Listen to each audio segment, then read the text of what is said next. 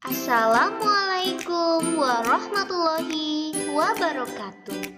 Selamat pagi anak-anak.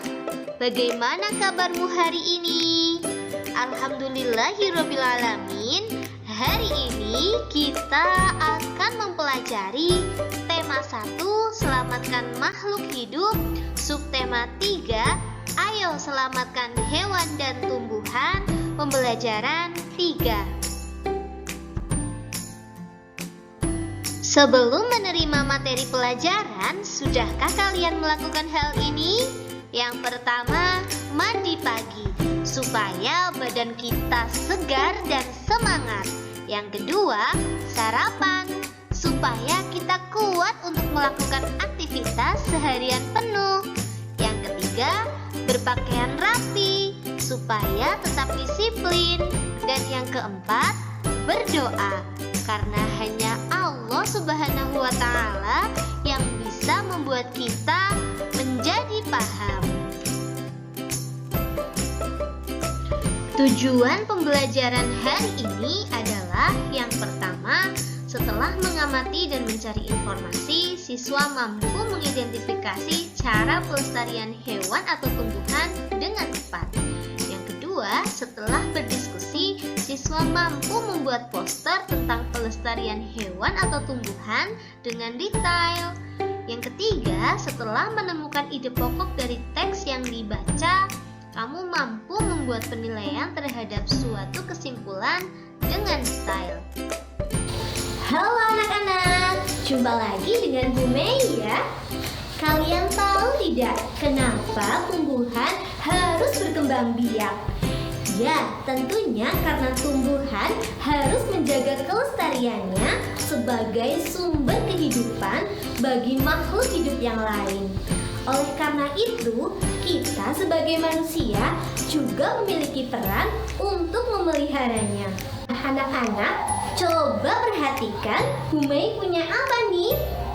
Ya, betul. Ini adalah buah mangga. Siapa di sini yang suka makan mangga? Wah, pasti kalian semua suka makan mangga ya. Berbicara soal mangga, pohon mangga adalah tumbuhan yang bisa berkembang biak secara generatif dan vegetatif loh. Lalu, apa itu perkembangan generatif dan perkembangbiakan vegetatif ya? Untuk lebih memahaminya, mari kita simak animasi berikut ini. Anak-anak, mari kita menganalisis perkembangbiakan pohon mangga. Tumbuhan mangga berkembang biak secara generatif. Perkembangbiakan generatif adalah perkembangbiakan tumbuhan melalui perkawinan. Alat perkembangbiakannya adalah bunga. Perkembangbiakan generatif pada bunga dimulai saat terjadi penyerbukan. Penyerbukannya bisa dibantu oleh serangga, yaitu di sini contohnya kupu-kupu ya. Setelah proses penyerbukan, terjadilah proses pembuahan. Proses pembuahan adalah proses peleburan sel kelamin jantan dan sel kelamin betina untuk membentuk zigot. Nah, nantinya zigot akan tumbuh menjadi tumbuhan yang baru di dalam biji. Seiring dengan tumbuhnya biji, bakal buah juga berkembang menjadi buah. Nah, buah mangga sudah siap untuk dikonsumsi jika sudah ada daging buahnya. Apakah kalian suka buah mangga? Ayo konsumsi buah ya, supaya kalian menjadi anak yang sehat. Anak-anak, di dalam buah mangga terdapat biji. Biji mangga dapat ditanam untuk menghasilkan tumbuhan baru. Setelah 4 hingga 6 minggu, biji mangga akan bertunas. Jadilah pohon mangga kecil yang nantinya akan terus tumbuh menjadi besar. Ayo kita ingat kembali ya perkembangbiakan vegetatif alami pada tumbuhan. Perkembangbiakan vegetatif alami yaitu perkembangbiakan tumbuhan tanpa melalui perkawinan dan tanpa bantuan manusia. Contohnya, ada akar tinggal, umbi lapis, umbi batang, umbi akar, tunas adventif, spora, geragi atau stolon. Kalau kalian lupa, baca kembali ya materinya. Anak-anak, kamu telah mempelajari tentang pentingnya melestarikan hewan dan tumbuhan melalui cara perkembangbiakan generatif dan vegetatif alami ya. Adakah yang kamu lakukan untuk mempercepat perkembangbiakan tumbuhan? Yang bisa kita lakukan untuk mempercepat perkembangbiakan tumbuhan adalah dengan proses perkembangbiakan tumbuhan secara vegetatif buatan. Vegetatif buatan adalah proses perkembangbiakan tumbuhan tanpa melalui perkawinan dan dengan bantuan manusia. Vegetatif buatan kita kenal dengan 5M. Yang pertama mencangkok, yang kedua merunduk, yang ketiga menyetek, yang keempat menempel, dan yang kelima mengenten atau menyambung.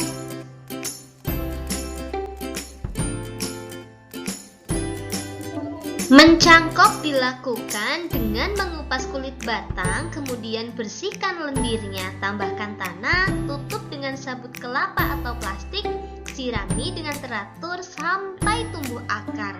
Setelah akar tumbuh, batang yang dicangkok dapat dipotong dan ditanam.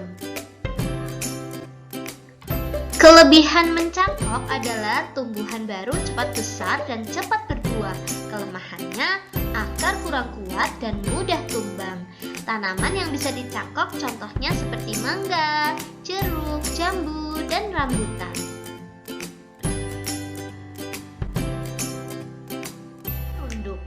Merunduk dilakukan dengan cara merundukkan cabang tanaman kemudian menimbunnya dengan tanah.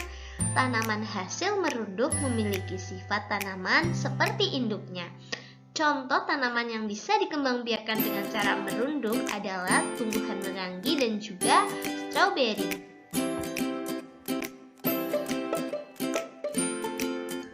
Menyetek adalah memperbanyak tumbuhan dengan cara menancapkan atau menanam bagian-bagian tanaman seperti akar, batang, dan daun untuk menghasilkan tumbuhan baru yang sifatnya sama dengan induknya.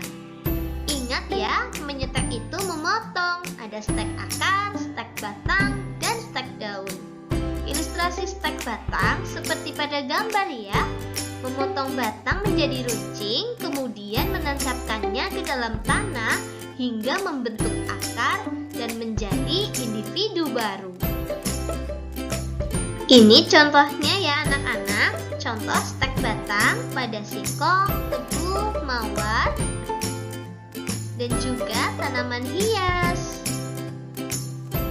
Contoh tanaman yang menggunakan stek akar ialah apel, sukun, albasia, beringin, dan beberapa jenis tanaman hias.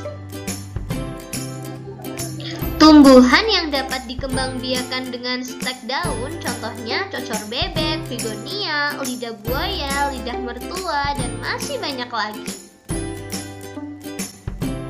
Yang keempat adalah menempel, yaitu menempelkan sepotong kulit pohon bermata tunas suatu tanaman kepada tanaman yang dipilih.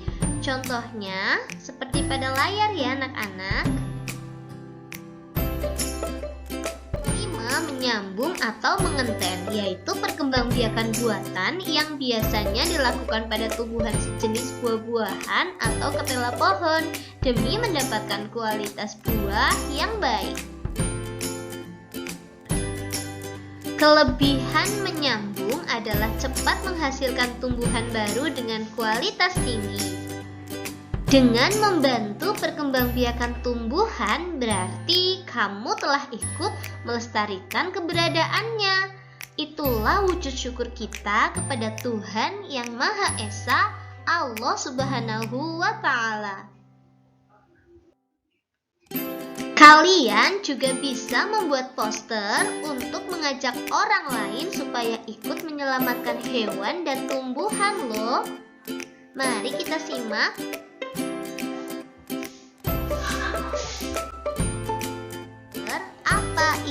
poster?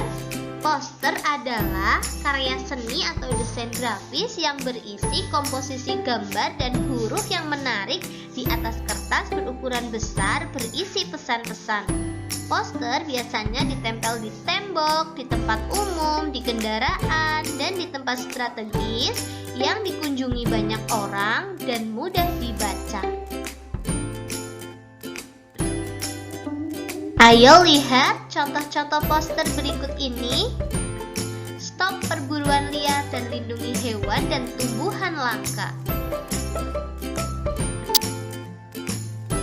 Tugasmu, buatlah satu buah poster bertema Ayo selamatkan hewan dan tumbuhan di kertas manila berukuran 30 x 40 cm, beri warna yang menarik, lalu foto dan kirimkan kepada gurumu. Selain membuat poster, tanamlah satu tanaman hias di dalam pot. Jelaskan cara perkembangbiakannya, lalu berikan pada sekolah pada saat kamu boleh masuk sekolah nanti, supaya taman di sekolah menjadi indah. Wah, membuat gambar poster ternyata mudah ya. Ikuti langkah-langkahnya ya anak-anak. Hayo ngaku, pasti kalian sering ditanyakan mengenai kesimpulan kan? Kesimpulan itu sebenarnya apa ya? Dan bagaimana ciri-ciri kesimpulan yang baik itu? Yuk kita belajar bersama. Kesimpulan adalah pernyataan yang mengulang inti dari ide pokok. Jadi, sebelum menulis kesimpulan, kita harus menemukan ide pokok terlebih dahulu. Lalu, bagaimana ciri-ciri kesimpulan yang baik? Yang pertama, terdapat pesan yang ingin disampaikan kepada pembaca. Yang kedua, intisari dari tulisan. Yang ketiga, dimulai dari khusus ke umum. Yang keempat, menggunakan kosakata baku. Yang kelima, suatu pernyataan yang dibuat berdasarkan ide pokok dan kata kunci penjelas dengan kalimat sendiri. Alhamdulillah, pembelajaran hari ini telah selesai. Jadi, kita sudah belajar tentang perkembangbiakan vegetatif buatan pada tumbuhan. Selain itu, kalian sudah mereview ulang tentang perkembangbiakan generatif dan vegetatif alami pada tumbuhan ya. Semoga kalian akan lebih paham ya anak-anak. Supaya lebih memahami materi hari ini, ayo buka Google dan ketik https://bit.ly/evaluasi T1ST 3 PB3, lalu kirimkan hasilnya kepada guru kalian masing-masing. Dan kalian juga sudah belajar tentang cara membuat kesimpulan yang baik. Semoga bermanfaat ya. Tetap semangat. Terima kasih atas perhatiannya. Billahi taufiq wal hidayah. Wassalamualaikum warahmatullahi wabarakatuh.